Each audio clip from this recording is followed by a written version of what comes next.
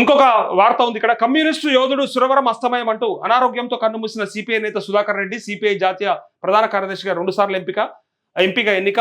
CM Revanth, మాజీ CM KCR, మంత్రులు, CPI అగ్రనేతల సంతాపం అంటూ ఇక్కడ మొదటి నుంచి ఆయన కమ్యూనిస్టు భావజాలం అంటూ మన కమ్యూనిస్టులు అనగానే ఈయన పేరు టక్కన యాదికొస్తుండే. సురవరం సుధాకర్ రెడ్డి, ఈయన జోగులాంబ గద్వాల్ జిల్లా. సో ఈ ఉండవెల్లి మండలం కంచిపాడు గ్రామం అయితే ఆయన సురవరం వెంకటరామరెడ్డి దంపతులకు 1942లో జన్మిస్తే ఒక్కసారి ఈయనకు సంబంధించింది ఒకసారి చూద్దాం. చాలా సౌమ్యుడు. సరే, ఆయన ఉన్న పార్టీకి, ఆయన భావజాలానికి, ప్లస్ ఆయన పర్సనల్ బిహేవియర్కి కొంత డిఫరెన్స్ ఉంటుంది. యాక్చువల్గా ఎగ్జాక్ట్గా అట్లా ఉండడు. కమ్యూనిస్టు భావజాలం ఉన్నోళ్ళు జర ఫెరోషియస్గా ఉంటారు. బట్ ఈయన చాలా సౌమ్యంగా ఒక బ్యాంక్ మేనేజర్ లెక్క ఉంటాడు. అంత స్మూత్గా ఉంటాడు. కానీ ఆయన భావజాలం చాలా గట్టిది. మనసులో అనుకుంటే ఏదన్నా 7 గంట అడిగి పోతాడు. ఆ టైప్ ఉంటుండే.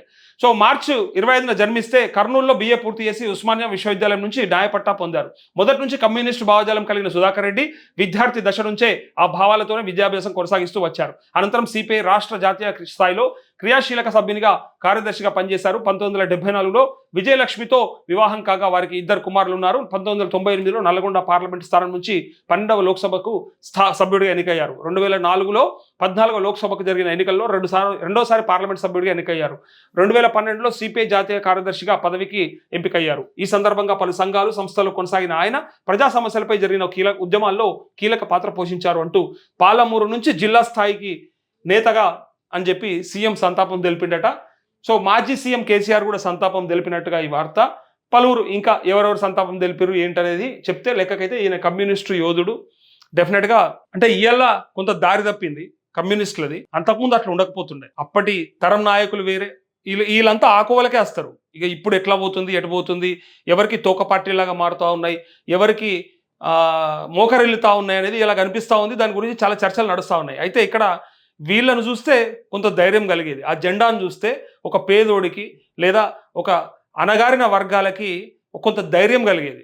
ఎస్, మా అన్నలు ఉన్నారు, వీళ్ళు మాట్లాడతారు, వీళ్ళు కొట్లాడతారు, ఏదైనా ఉంటే వాళ్ళు వస్తారు అన్నట్టుగా ఉంటుండే. వీళ్ళని చూస్తే, ఆ జెండాను చూస్తే ఆ భావం ఉంటుండే.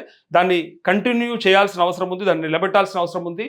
సురవరం సుధాకర్ రెడ్డి లెక్క ఇంకా చాలామంది అందులో అట్లా ఒక రకమైనటువంటి పోరాట పడిమనే కాకుండా కొంత సేవా దృక్పథంతో కూడా పనిచేస్తే బాగుంటుంది తప్ప ఇలా ప్యాకేజీలకో పదవులకో పార్టీలను తాకట్టు పెడుతున్నటువంటి దొంగలను చూస్తుంటే పాతతరం నాయకులను మళ్ళీ యాద్ చేసుకోవాలనిపిస్తూ ఉంది. నిజంగా ఈయన మనం చిన్నప్పటి నుంచి చూస్తూ ఉన్నాం. సౌమ్యుడిగానే ఉంటుండే, బట్ ఏదైనా పట్టు మాత్రం ఇవ్వకపోతుండే. బరాబ్బర్ మాట్లాడుతుండే, బరాబ్బర్ ఆ విషయాన్ని స్పష్టంగా చెప్పగలిగే సామర్థ్యం ఉంటుండే. అంత గొప్ప నాయకుడు అయినా సరే ఇవాళ ఆయన అస్తమయం అన్నట్టుగా ఈ వార్తలు వచ్చినాయి. ఆయన కుటుంబానికి అట్లే ఆయన అభిమానులందరికీ కూడా ప్రగాఢ సంతాపాన్ని తెలియజేస్తా ఉన్నాం మనం కూడా.